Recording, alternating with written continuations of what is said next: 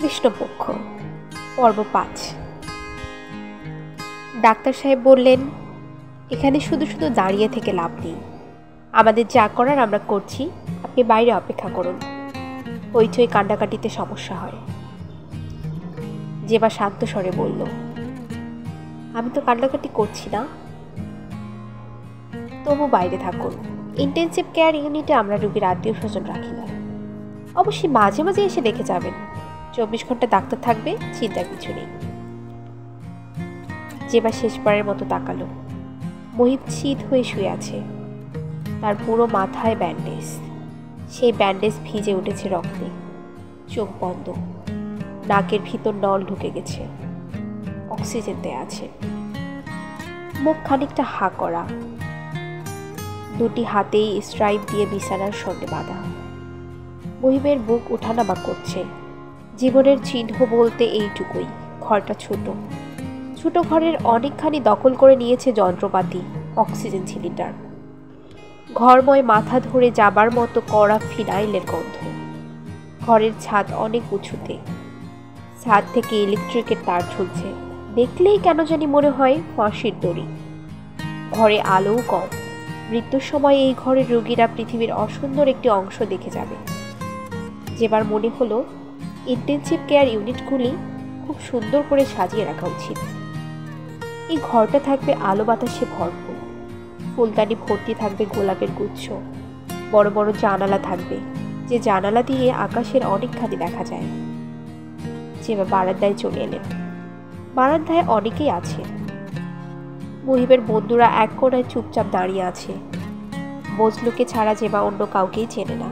এরা কেউ তাকে সান্ত্বনা দেবার চেষ্টা করছে না। দূরে দূরে আছে। এই ভালো। যেবার এখন সান্ত্বনার প্রয়োজন নেই। বজলুকে দেখা যাচ্ছে বাচ্চা ছেলেদের মতো মাটিতে বসে আছে। কিছুক্ষণ পরপর ফুপিয়ে কেঁদে উঠছে। তার স্ত্রী একটা হাত রেখেছে স্বামীর পিঠে। সেও কাঁদছে। শফিকুর রহমান সাহেব তার মেয়ের হাত ধরে মুহিবের বন্ধুদের থেকে অনেকখানি দূরে দাঁড়িয়ে আছে।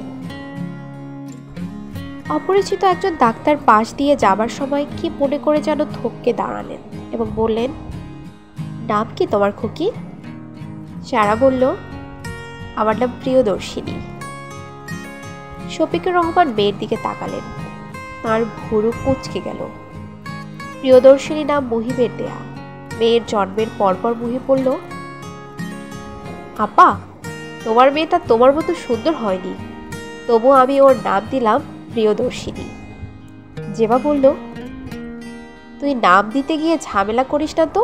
তোর দুলাভাই নাম ঠিকঠাক করে রেখেছে। তুই নাম দিচ্ছিস, শুনলে বিরক্ত হবে। মুহিব বলল,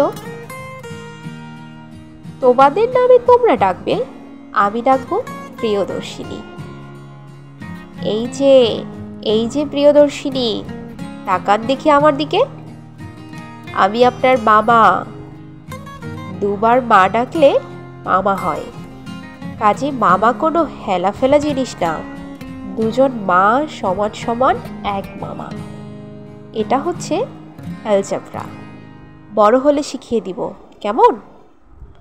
এখন দয়া করে একবার চোখ পিটপিট করুন, যাতে আমি বুঝতে পারি আপনি আমার কথা শুনছেন। কি আশ্চর্য আপা, দেখ দেখ, চোখ পিটপিট করছে। প্রিয়দর্শিনী আমার কথা শুনছে। শফিকুর রহমান মুহিবের এই নামে যতটুকু বিরক্ত হওয়া সম্ভব ততটুকু বিরক্ত হলেন। তার সমস্ত কাজকর্ম হচ্ছে আনুষ্ঠানিক। কাজেই তিনি মুহিবকে তার অফিসে ডেকে পাঠালেন। বরফ শীতল গলায় বললেন, আমি আমার মেয়ের নাম রেখেছি সারা। তুমি এই নামেই তাকে ডাকবে। জি আচ্ছা দুলাভাই। দিনের মধ্যে তুমি লক্ষ্যবার প্রিয়দর্শিনী বলে ডাকো, যা আমাকে যথেষ্ট পরিমাণে বিরক্ত করে। বুঝতে পারছো? পারছি। আপনার সামনে আর ডাকবো না। আমার আড়ালেও এই নামে ডাকবে না। জি আচ্ছা। এটা বলার জন্যেই আমি তোমাকে খবর দিয়েছিলাম। এখন যাও, কফি খেয়ে যাও। কফি দিতে বলেছি। শফিকুর রহমান সাহেবের কঠিন শাসনে মুহিবের কিছু হলো না। তার অনুপস্থিতিতে সে 1 লক্ষবারের জায়গায় 2 লক্ষবার ডাকতে লাগলো। প্রিয়দর্শিনী, প্রিয়দর্শিনী। জেবাও এই নাম মাঝে মাঝে বলতো, যেমন এই মুহিব, শোন, তোর প্রিয়দর্শিনী আজ কি করেছে, সারা রাত আমাকে ঘুমোতে দেয়নি। আমার চোখের পাতা এক হতেই ওয়া ওয়া করে কান্না। আমি চোখ মেলতেই তার কান্না বন্ধ, মুখে হাসি। এইভাবে রাত জাগলে তো আমি মারা যাব। কবে তোর প্রিয়দর্শিনী বড় হবে বলতো? প্রিয়দর্শিনী বড় হয়েছে, এখন তার বয়স 10। সে গোলাপি রঙের একটা স্কার্ট পরে বাবার হাত ধরে দাঁড়িয়ে আছে। মেয়েটা শুধু যে বাবার মতো দেখতে তাই না, স্বভাবও বাবার মতো, খুবই গম্ভীর। প্রায় ঘন্টা 2-এর মতো সে দাঁড়িয়ে আছে। এই 2 ঘন্টায় সে একটি মাত্র প্রশ্ন করেছে। সেই প্রশ্নের সঙ্গে হাসপাতালের বা বর্তমান পরিস্থিতির কোনো সম্পর্ক নেই। সে জানতে চেয়েছে ক্রিসেন্থেমামের বানান কি। শফিকুর রহমান বিস্মিত হয়ে ফুলের বানান বলেছেন এবং জানতে চেয়েছেন, হঠাৎ এই বানানটা কেন মা? সারা বাবার প্রশ্নের উত্তর দেয়নি। ইন্টেনসিভ কেয়ার ইউনিট থেকে বের হয়ে জেবা তার কন্যাকে বলল, আমরা এখন বাসায় চলে যাব, তুমি থাকবে তোমার বাবার সঙ্গে? আমি আবার ফিরে আসব। তোমার মামার অবস্থা ভালো না, তুমি কি বাসায় যাবার আগে তোমার মামাকে একবার দেখতে চাও? সারা বলল, না। জেবা শান্ত গলায় বলল, যে মানুষটা তোমাকে এত আদর করতো, একবার তুমি তার গায়ে হাত বুলিয়ে দেবে না? না। আচ্ছা চলো। মুহিবের বন্ধুরা জেবার দিকে তাকিয়ে আছে। ওদের সান্ত্বনা দেবার মতো কোনো কথা জেবার নেই। তাছাড়া তারা সান্ত্বনা পেতেও চাচ্ছে না, দুঃখই পেতে চাচ্ছে। জেবা বজলুর কাছে গিয়ে বলল, এখন তো আমাদের আর কিছু করার নেই, বাসায় চলে যাও, বিশ্রাম করো। বজলু বলল, আমি এখানেই আছি, আমরা সবাই থাকবো। জেমা খানিকক্ষণ ইতস্তত করে বলল, ওই মেয়েটিকে কি খবর দিয়েছ অরু? তার সঙ্গে কথা হয়নি, কিন্তু বাসায় খবর দিয়েছি। ও আচ্ছা, আমি চলে যাচ্ছি, সারাকে খাইয়ে আবার এসে পড়ব। আপনি খুব ক্লান্ত হয়ে আছেন, আমরা তো আছি, 1 সেকেন্ডের জন্য এখান থেকে নড়ব না আমরা। জেবা এগিয়ে যাচ্ছে। কারো কথাই সে পরিষ্কার শুনছে না, বুঝতেও পারছে না। চিৎকার করে কাঁদা দরকার, কাঁদতে পারছে না, কান্না আসছে না। শফিকুর রহমান গাড়িতে স্টার্ট দিতে দিতে বললেন, তোমার রেস্ট দরকার। যা ইনএভিটেবল তার জন্য মানসিকভাবে তৈরি হবার প্রয়োজনেই রেস্ট দরকার। বাসায় গিয়ে একটা হট শাওয়ার নাও, সামান্য কিছু হলেও মুখে দাও, তারপর 2টা সিডাক্সিন খেয়ে ঘন্টা 2-এর জন্য রেস্ট নাও। জেবা কিছু বলল না, সিটে হেলান দিয়ে ক্লান্ত ভঙ্গিতে বসে রইল। পেট্রোলের গন্ধে তার শরীর গুলাচ্ছে, ভয়ঙ্কর খারাপ লাগছে। শফিকুর রহমান বললেন, এরকম করছো কেন, খারাপ লাগছে? জেবা বলল, না, খারাপ লাগছে না। তুমি খুব শক্ত ভঙ্গিতে সিচুয়েশন হ্যান্ডেল করছো, আমি ইমপ্রেসড। আমি ভেবেছিলাম ভেঙে পড়বে, হইচই, কান্নাকাটি। জেবা বলল, হইচই কি কখনো করেছি? শফিকুর রহমান চুপ করে গেলেন। জেবা যে স্বরে কথা বলল সেই স্বর তার কানে অন্যরকম শোনালো, যেন সে কথা বলছে পর্দার আড়াল থেকে। জেবা বাড়ি পৌঁছেই সারাকে গরম পানিতে গোসল করালো। অনেকক্ষণ হাসপাতালে কাটানো হয়েছে, পরিষ্কার পরিচ্ছন্ন হওয়া দরকার। কাজের মেয়েকে খাবার টেবিল সাজাতে বলে সে স্টাডি রুমে ঢুকলো। এমন কোনো কাজকর্ম না থাকলে শফিকুর রহমান এই রুমে ইজি চেয়ারে শুয়ে বিশ্রাম করেন। জেবা বলল, তোমার গোসল হয়েছে? শফিকুর রহমান বললেন, হ্যাঁ।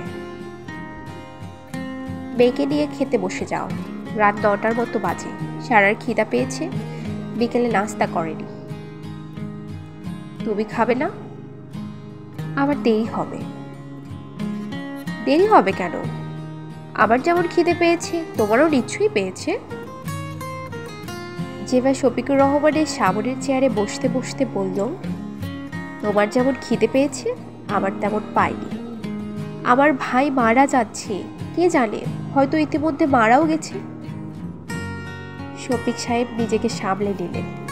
এইভাবে তিনি চিন্তা করেননি। তিনি নরম গলায় বললেন, তুমি বিরাট ক্রাইসিসের ভিতর দিয়ে যাচ্ছ, তা তো বটেই। ক্রাইসিস ফেস করতে হবে, তার জন্যে শারীরিক শক্তি দরকার। হাসপাতালে যাবে, রাত জাগবে। এই জন্যই বলছিলাম, এসো খেতে আসো। চলো। জেবা শান্ত ভঙ্গিতে খাওয়া শেষ করলো। শফিক সাহেব চাপিলা মাছের ঝাল তরকারির বেশ প্রশংসা করলেন। খাবার শেষে আর সব দিনের মতো তাকে দুধ চিনি ছাড়া চা দেওয়া হলো। চায়ের কাপ নিয়ে তিনি স্টাডি রুমে চলে গেলেন। ন্যাশনাল জিওগ্রাফিতে টুন্ড্রা অঞ্চলে বরফের ঘর নিয়ে মজার একটা প্রবন্ধ ছাপা হয়েছে।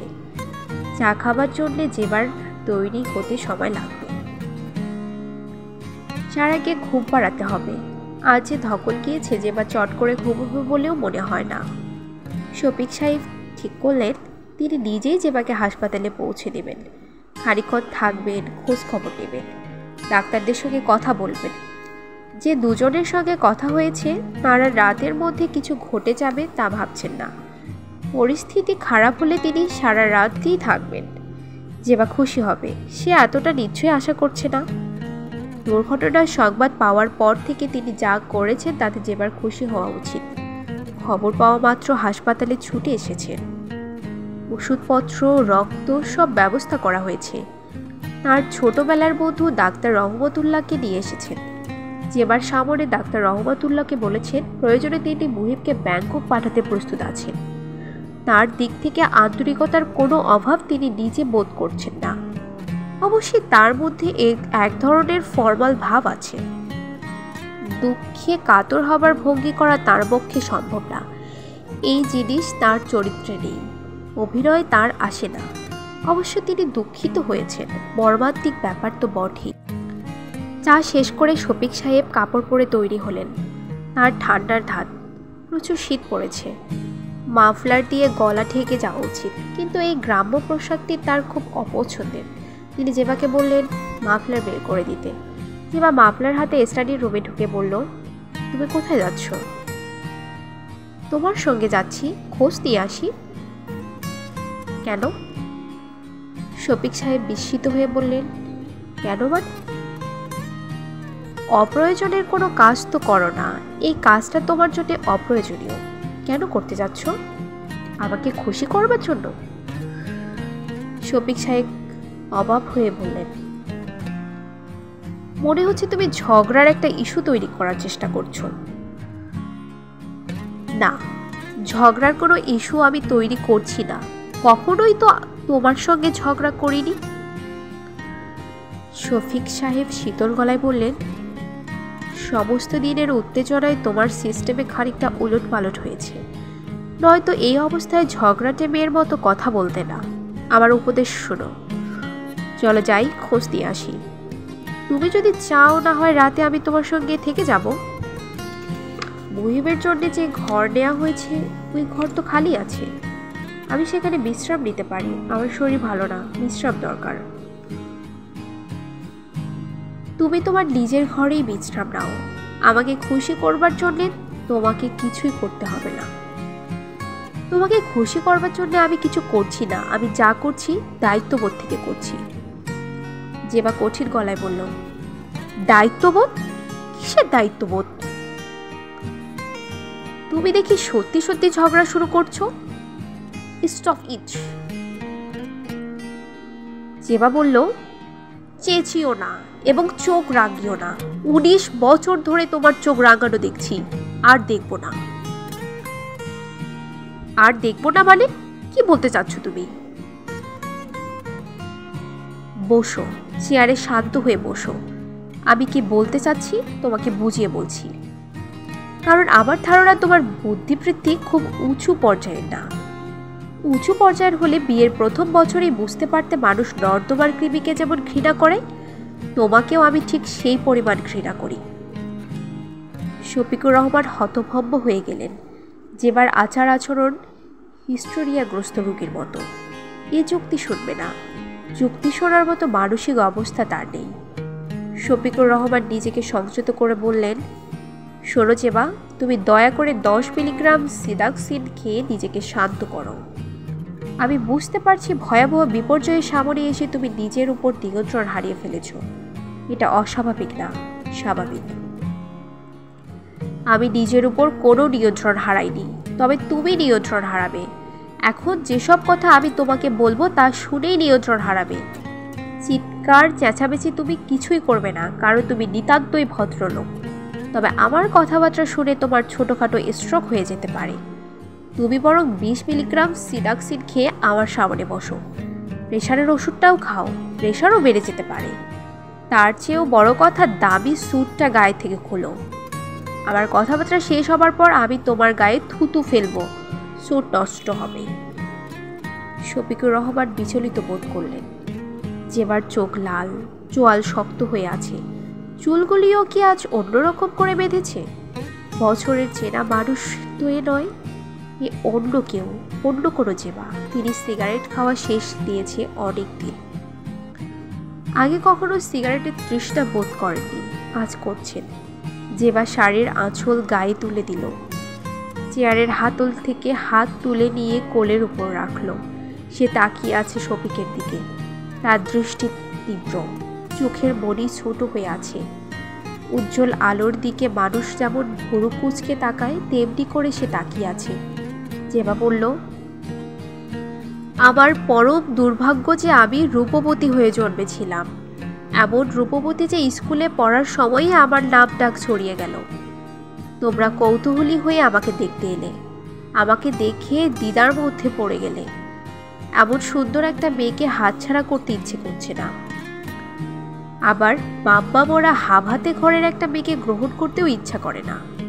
মহা সমস্যা, মনে আছে? এখন এই প্রলাপের মানে কি? মানে আছে, প্রলাপগুলি মন দিয়ে শোনো। তোমরা সুন্দরী মেয়ের লোভ সামলাতে পারলে না, আমাকে বউ হিসাবে ঘরে নেওয়া সাব্যস্ত করলে। বড় মামার বাড়িতে আনন্দের বন্যা বয়ে গেল। আমার সোজা সরল মামার ধারণা হলো আমার বাবা মার পরম পুণ্যে একটা এমন বিয়ের সম্পর্ক হলো। আমি মুহিবকে নিয়ে তোমার প্রকাণ্ড বাড়িতে চলে এলাম। এটি তোমার পছন্দ হলো না। মুহিবকে মামার বাড়িতে রেখে আসা আমার পক্ষে সম্ভব ছিল না। ওর বয়স মাত্র 5। ওকে বড় করেছি আমি। আমাকে না দেখে সে বেশিক্ষণ থাকতে পারতো না। বিকেলে পাড়ার ছেলেদের সঙ্গে যখন খেলতে যেত, কিছুক্ষণ পরপর সে ছুটে এসে দেখে যেত আমি বাসায় আছি কিনা। এই 5 বছর বয়সের বাচ্চা ছেলের উপর তুমি কিরকম মানসিক চাপ দিয়েছিলে তোমার মনে আছে? শফিক কঠিন গলায় বলল, তুমি সীমা অতিক্রম করে যাচ্ছ। জেবা বলল, গত 19 বছর তুমি একা সীমা অতিক্রম করেছ, আজ আমি করব। মনে আছে কিভাবে তুমি বাচ্চা একটা ছেলেকে শাস্তি দিতে?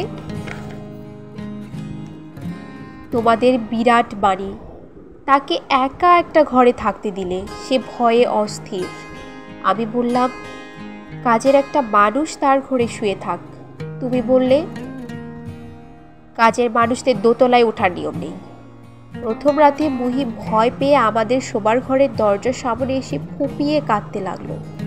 তুমি তাকে তার ঘরে নিয়ে গিয়ে বাইরে থেকে তালা দিয়ে দিলে, মনে আছে?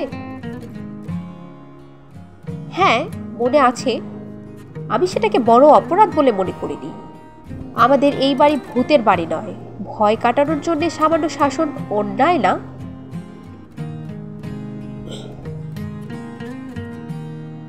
এটাকে তুমি সামান্য শাসন বলছো? রাতের পর রাত তাকে তালাবদ্ধ রাখা সামান্য শাসন? তোমার কথা শেষ হয়েছে? নাড়ো আছে। এত চট করে আমার কথা শেষ হবার নয়। আমাকে মুহিবের কাছে যেতে হবে, কাজেই অল্পতেই শেষ করব। আমার যে দরিদ্র বড় মামার কাছ থেকে তুমি আমাকে তুলে এনেছিলে, সেই বেচারা কোনো দোষ করেনি, কিন্তু কি অপমান তুমি তাকে করেছ তা কি মনে আছে? না, মনে নেই। আমার স্মৃতিশক্তি তোমার মতো প্রখর না। তাহলে মনে করিয়ে দেই। ছেলে মেয়েদের নিয়ে খুব আগ্রহ করে মামা একদিন আমাকে দেখতে এলেন। তুমি এমন ভঙ্গি করলে যে, একই যন্ত্রণা। মামা সোজা মানুষ, তোমার এই ভঙ্গি ধরতে পারলেন না। মহা আনন্দে তিনি বাড়িঘর দেখতে লাগলেন। আনন্দে এবং বিস্ময়ে তিনি অভিভূত। বারবার বলছেন, আমার যে মামার রাজ কপাল। আমি জানি আমার কি কপাল, তবু মামার আনন্দ দেখে আমারও আনন্দ হলো। তারা যখন চলে গেলেন তুমি আমাকে এসে বললে, আবার রোলেক্স ঘড়িটা পাচ্ছি না, ড্রেসিং টেবিলের উপর ছিল। তুমি শুনলে আহত হতে পারো, তবু বলছি আমি নিশ্চিত তোমাদের বাড়ির কেউ কাণ্ডটা করেছে। আমি খোঁজ দেবার জন্য লোক পাঠাচ্ছি। মানুষ হিসেবে তোমার প্রতি আমার উঁচু ধারণা কখনোই ছিল না, তবুও এ ধরনের চিন্তা তুমি করতে পারো তা ভাবিনি। আমি পাথর হয়ে গেলাম। একবার ভাবলাম তোমার পা জড়িয়ে ধরে বলি, এটা করো না, এই দয়াটা তুমি আমার প্রতি করো। শেষ পর্যন্ত তাও করা হলো না। পা জড়িয়ে ধরতে ঘৃণা বোধ হলো। তুমি চিঠি দিয়ে মামার কাছে লোক পাঠালে। মামা ছুটে এলেন এবং ব্যাকুল হয়ে কাঁদতে লাগলেন। মনে আছে ঘড়ি বিষয়ে খোঁজ দেয়া কি খুব অযৌক্তিক ছিল? অল গোল্ড রোলেক্স ঘড়ি, 50,000 টাকা দাম। তার চেয়ে বড় কথা, এটা আমার দাদার দেয়া গিফট, স্মৃতি ছিল। আমি খোঁজ করব না? এত বলে মানুষ ওই দিন এ বাড়িতে এসেছে, দরিদ্র মানুষ। অভাবের তাড়নায় দরিদ্র মানুষের স্বভাব নষ্ট হয়। তাদের পক্ষে ঘড়ি নিয়ে যাওয়াটা কি খুব অস্বাভাবিক? আমি তো মনে করি আমি ওই দিন যা করেছিলাম ঠিকই করেছিলাম, অযৌক্তিক কিছু করি। তোমার সব কাজই যৌক্তিক। চমৎকার একজন যুক্তিবাদী মানুষ তুমি। 19 বছর ধরে তোমার যুক্তি শুনছি আর মুগ্ধ হচ্ছি, আর ইচ্ছে করছে না। এই যে আমি হাসপাতালে যাচ্ছি, এ বাড়ি থেকে এটাই আমার বের হয়ে যাওয়া। আমি আর ফিরে আসব না। কি বললে? যা বলেছি তুমি ভালো মতোই শুনেছ। তারপরেও যদি শুনতে চাও, আবার বলতে পারি। শুনতে চাও? তোমার মেয়ে, এই মেয়ে আমি তোমাকে দিয়ে গেলাম, তুমি তোমার মতোই ওকে মানুষ করো। এর জন্ম আমাদের দুজনের ভালোবাসায় হয়নি। এর প্রতি আমার কোনো আকর্ষণ নেই। তুমি যেসব কথা বললে তার জন্য তোমার অনুতাপের কোনো সীমা থাকবে না। না থাকলে আর কি করা? অনুতাপ করব, তবে তোমার কাছ থেকে অনেক দূর থেকে করব। তোমার মুখ দেখতে ইচ্ছে হচ্ছে না। এই আনন্দ অনুতাপের চেয়ে লক্ষ গুণ বেশি হবে। এই কথাটি সত্যি। জেবা চেয়ার সেরে উঠতে উঠতে বলল, তুমি হয়তো জানো না, বুধবার মুহিব গোপনে একটি মেয়েকে বিয়ে করেছে। বিয়েটা তাকে গোপন করতে হয়েছে। আমাকেও সে জানায়নি, কারণ তুমি। তার জীবনের চরম আনন্দের ঘটনায় আমি পাশে ছিলাম না। তার কারণও হচ্ছে তুমি। বেচারা ভয়ে আমাকে পর্যন্ত বলতে পারেনি। আমাকে বললে যদি তুমি শুনে ফেলো, তোমার কাছ থেকে শেষ একটা সুবিধে নেই। তুমি কি তোমার ড্রাইভারকে বলে দেবে যেন আমাকে হাসপাতালে নামিয়ে দিয়ে আসে? আমি বললে তো হবে না। ড্রাইভারকে তুমি বলে রেখেছো গাড়ি বের করতে হলে সবসময় তোমাকে জিজ্ঞেস করে বের করতে হবে, ঠিক না? শফিকুর রহমান উঠে দাঁড়ালেন। জেবা বলল, সব মন্দ দিকেরও একটা ভালো দিক থাকে। মুহিবের জীবন সংশয় না হলে আজ যেভাবে ঘর থেকে বের হয়ে যেতে পারছি তা পারতাম না। সারা জীবন থাকতে হতো তোমার সঙ্গে। জেবা থু করে কার্পেটে থুতু ফেলল। তুমি অসম্ভব উত্তেজিত। উত্তেজিত অবস্থায় তুমি কি বলছো নিজেও জানো না। আমি কি বলছি আমি খুব ভালো জানি। এখন তোমাকে যা বললাম তার প্রতিটি শব্দ আমি মনে মনে লক্ষবার করে বলেছি। আমার সম্পর্কে বলা যায় এমন ভালো কিছু কি নেই? আছে, একটা আছে।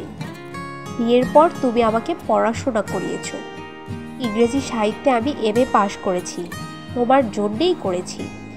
সংসারে ছেলে মেয়ে এলে পড়াশোনায় ক্ষতি হবে, কাজেই আমাদের মেয়ে সবার জন্ম হলো বিয়ের 9 বছর পর। তুমি সাবধানে এই সময় সব বিষয়ও তুমি লক্ষ্য করেছ।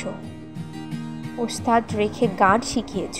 গায়িকা হিসেবে আমি মোটামুটি ধরনের, সেই মোটামুটি ধরনের গায়িকাকে আজ যে লোকে চেনে, উৎসাহী বালিকারা যে অটোগ্রাফ চায়, তার কারণ তুমি বিস্তর ধরাধরি করে আমাকে রেডিও টিভিতে সুযোগ করে দিয়েছ। এটা অবশ্যই তোমার ভালো দিক। এই ভালো দিকেও কিন্তু ফাঁকি আছে। তুমি যা করেছ তা আমার জন্যে করনি, তোমার নিজের জন্যে করেছ।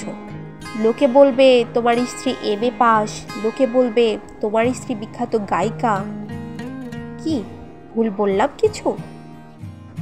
শফিকুর রহমান জবাব দিলেন না। যেবার ঠোঁট হাসির ভঙ্গিমায় একটু উল্টে গেল।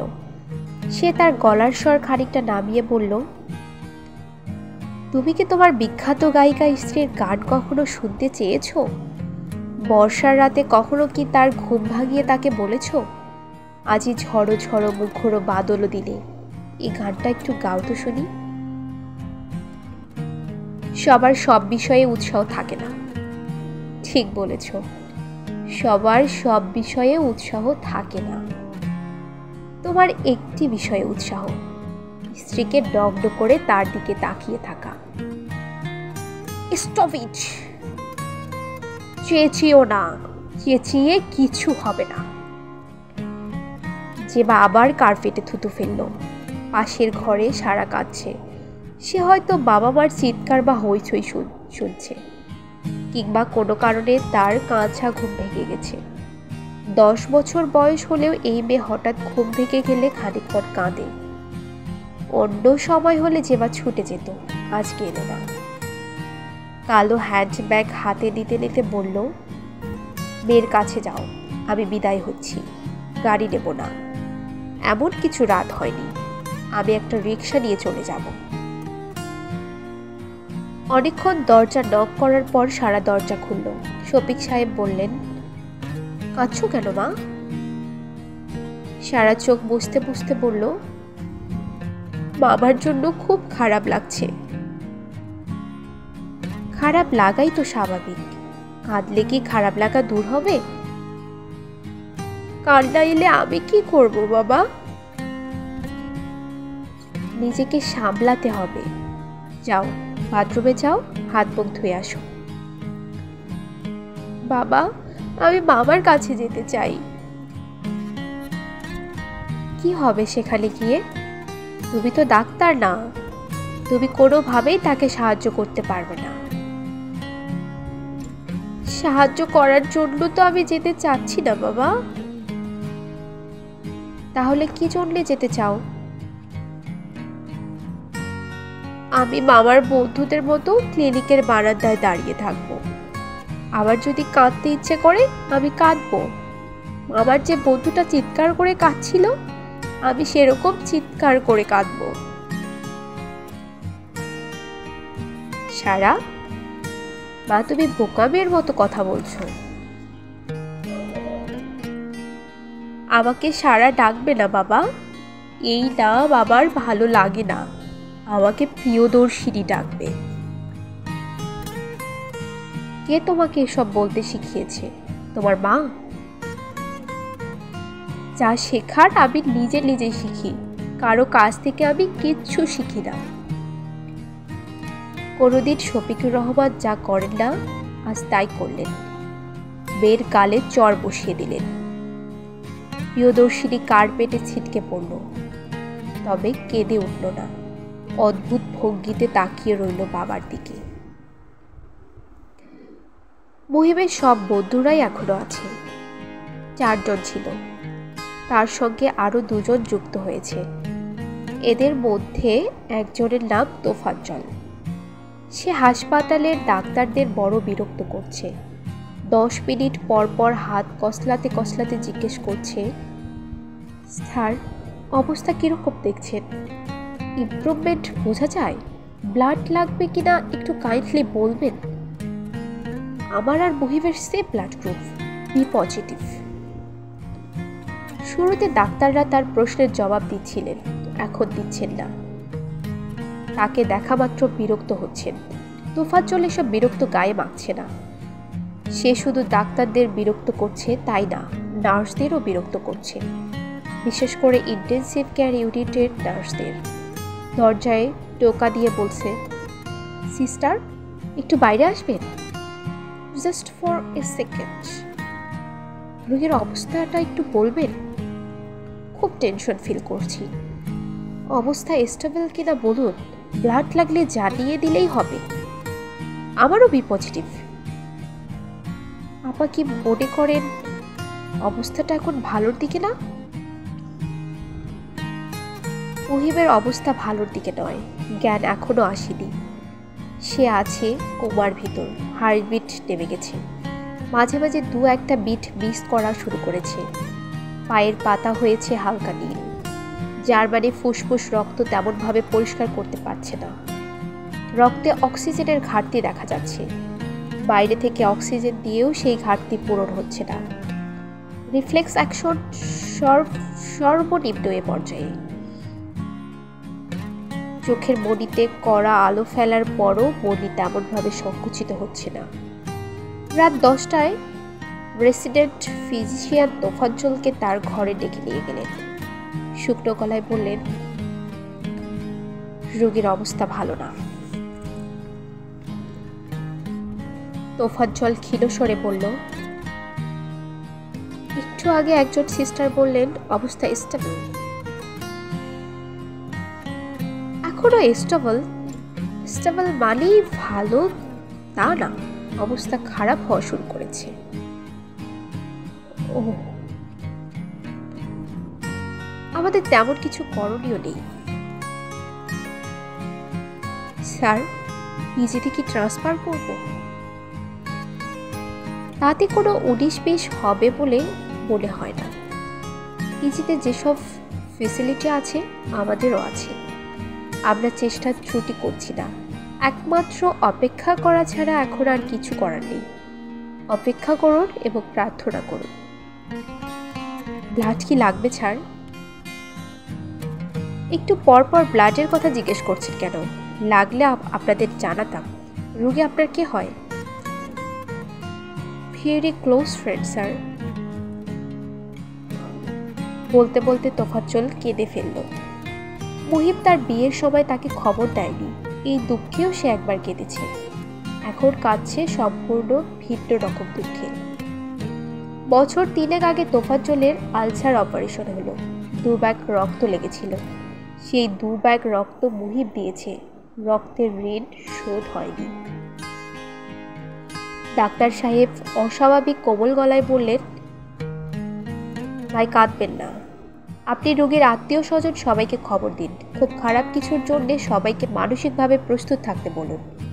আরেকটা কথা, আপনি ইন্টেনসিভ ইউনিটের নার্সদের আর বিরক্ত করবেন না প্লিজ, ওরা আপনার বিরুদ্ধে কমপ্লেইন করেছে। তোফাজ্জল ডাক্তারের ঘর থেকে বের হয়ে এলো চোখ মুছতে মুছতে। তার বন্ধুরা তাকে কিছুই জিজ্ঞেস করলো না, সেও কিছু বলল না। শুধু যখন জেবা এসে বারান্দায় দাঁড়ালো তখন সে বলল, আপা, ডাক্তার সাহেব বললেন মুহিবের অবস্থা ভালো না, আত্মীয় স্বজনদের খবর দিতে বললেন। জেবা ক্লান্ত গলায় বলল, খবর দেওয়ার আর কেউ নেই। ওই মেয়েটা কি এসেছিল অরু? জি না আপা। ওর বাসার ঠিকানা কি তোমরা কেউ জানো? আমি মেয়েটিকে দিয়ে আসবো। ধন্যবাদ সবাইকে।